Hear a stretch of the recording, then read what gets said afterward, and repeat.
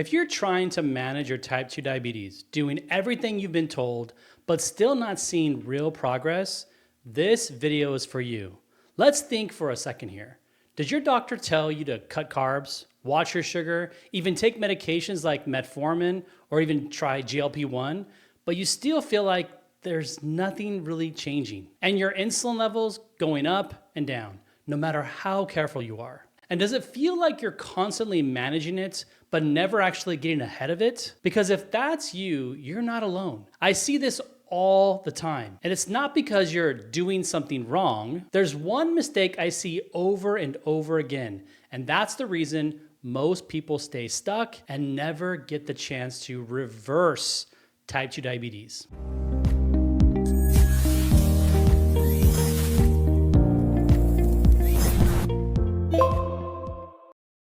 Hey, I'm Dr. Jason Schumard, and I've spent the last 20 years working with people with type 2 diabetes, helping them understand what's really going on inside their body and how to start reversing it. This is something I've seen up close in my own family and in thousands of patients. And over time, I started noticing a pattern. There's one mistake I see over and over again when people try to reverse type 2 diabetes. And it's the reason so many people feel stuck, no matter how hard they try. Let's start with this. Most people believe the key to reversing type 2 diabetes is just controlling blood sugar. But have you ever actually stopped and asked why your blood sugar is high in the first place? Is it just genetics? Is it just food?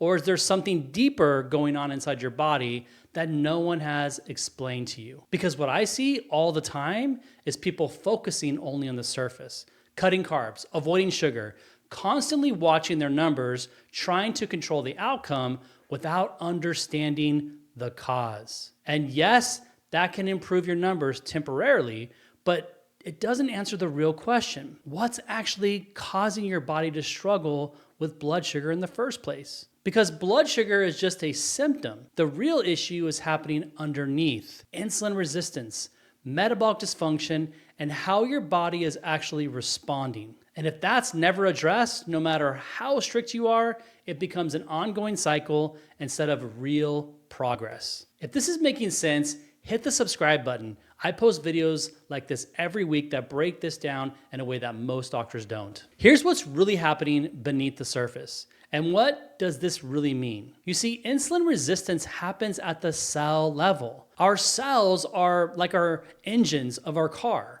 right? And glucose, sugar, is our fuel source, just like your car needs fuel. If your fuel never reaches your engine of your car, where's your car going? Nowhere. And where does the gas end up? Back in the gas tank. Well, it's no different in our body. Our fuel needs to get into our cells, which is our engines. If our fuel can't get into our cells because our cells are damaged, where does it end up? Back into our gas tank, which is our bloodstream.